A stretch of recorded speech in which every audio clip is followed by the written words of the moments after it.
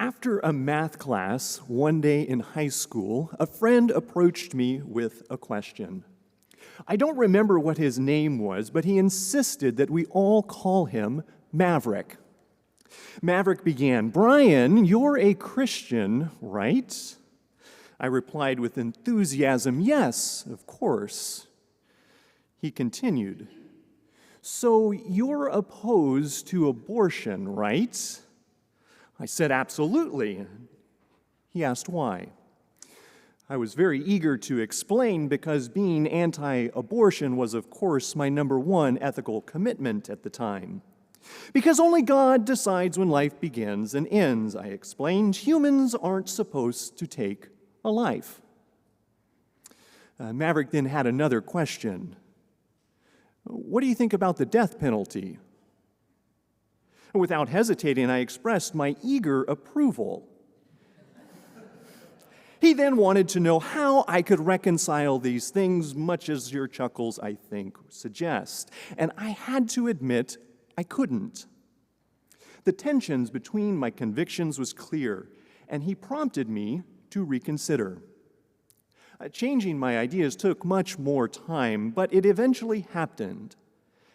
I suspect that each of us can identify times in our own lives where we have reconsidered our own beliefs and been changed for the better. I hope we'd all agree that being open to reconsidering our beliefs and changing for the better is a good thing. I hope we'd agree that changing for the better is a good thing because that's what I'll suggest we see in Jesus in our gospel text this morning. From the outset, I concede our text is a very difficult one, though it's not that the basics are hard to understand. Rather, my difficulty is that I find Jesus' treatment of the Canaanite woman offensive. While many of us, I suspect, will feel more inspired by the Canaanite woman than Jesus in this story, I think there's something to learn from Jesus as well about being open to change. The storyline is straightforward enough. A Canaanite woman approaches Jesus, asking him to have mercy on her because her daughter is tormented by a demon.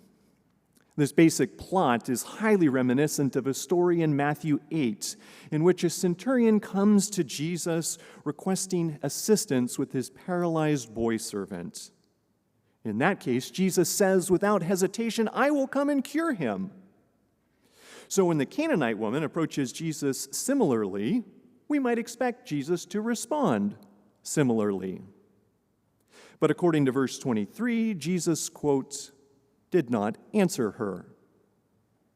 While Jesus has certainly healed other women in Matthew's story, it's hard to avoid noticing that Jesus responds differently to a man seeking healing for his boy servant than he does to a Canaanite woman seeking healing for her daughter.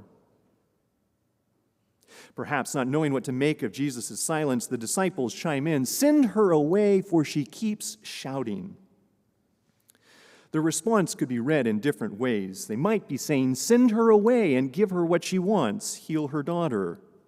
Or they could be saying, "Send her away without healing her daughter." Jesus then replies, "I was sent only to the lost sheep of the house of Israel." In light of the woman's ethnic identity, I think Jesus' point is clear. According to biblical tradition, Canaanites were the original inhabitants of the land of Canaan. They were the ones the Israelites, as ethnic others and geographic outsiders, were commanded to kill upon entering Canaan. Historical evidence directly contradicts these biblical stories about Israel's emergence in Canaan, a topic for another time. Historical realities aside, our story assumes the tradition in which Canaanites are ethnically other than Israelites and Israel's enemies. Despite such traditional animosities, we still might expect Jesus to heal her daughter.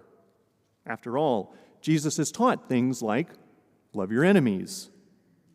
Instead, Jesus makes a racial or ethnic distinction, suggesting that this Canaanite woman's daughter is outside of those to whom he'll give his healing. I was sent only to the lost sheep of the house of Israel. Would we call this racism? Or if that's too strong, maybe it's ethnocentrism? Whatever it is, I find it disturbing. Well, Jesus' response, I suspect, may offend us. I don't know that his explanation is simply one that he's having a bad day. Back in chapter 10, Jesus sent his disciples to do the work he's been doing, curing the sick and so forth. He was explicit then about where they should and should not go. Quote, "Go nowhere among the Gentiles and enter no town of the Samaritans, but go rather to the lost sheep of the house of Israel." So in our story, Jesus doesn't appear to be departing from his earlier comments about those to whom he's sending his disciples. Rather, he's sticking to them. At this point, the woman approaches Jesus, kneels before him, and says, "Lord, help me." Things get worse from here. Jesus says, "It's not fair to take the children's food and throw it to the dogs." If the children's food represents what the woman wants, healing for her daughter, that would make either the woman, her daughter, or perhaps both of them, the dog. Either way, it's hard to imagine Jesus' reply as anything other than stinging. Reading the story from the perspective of black working mothers, biblical scholar Stephanie Buchanan Crowder reflects poignantly on identifying with the Canaanite woman here. She writes, quote, "Assertive, strong-willed African-American women also have to contend with being called a dog, the B word, or just plain, I best not say it in church. Ouch." And then the Canaanite woman responds, "Yes, Lord, yet even the dogs eat the crumbs that fall from their master's table." Did I hear a clap back? Or maybe this is one of those "nevertheless she persisted" moments.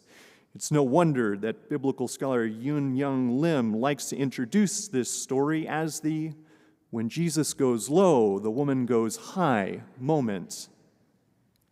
What a response. "Yes, Lord, yet even the dogs eat the crumbs that fall from their master's table."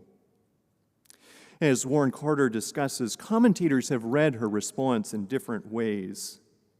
One reading takes her initial "Yes, Lord" as accepting Jesus' derogatory characterization of herself or her daughter as dogs. But she then uses it to request healing one more time. To fill in the gaps of how this reading works, she's effectively saying, "We may be dogs, but even dogs get some bread. Throw me a bone, Jesus." Another reading takes the "Yes, Lord" differently. As Carter describes, she accepts Jesus' basic point that no one gives the children's food to the dogs, rather than his characterization of her or her daughter as a dog. Her follow-up, "Yet even the dogs eat the crumbs," then amounts to a classic rabbinic argument from a lesser principle to a greater one. To fill in the gaps of how this would work, she reasons something like this. "Yes, Jesus, one doesn't give the children's food to the dogs. Everyone knows this. And as you also know, even dogs get crumbs. But here's the thing, Jesus, we're not talking about lowly dogs. We're talking about my daughter, a glorious human being. If even the lesser dogs get crumbs, how much more ought my greater daughter get bread?" Did I say she persisted? Can I get a clap back? Crowder describes this Canaanite woman as, quotes, "a prototype for black mothers in the United States." By this, she means that both the Canaanite woman and black mothers in the United States are engaged in work to, quote, tear down walls of racism and sexism for the sake of their children.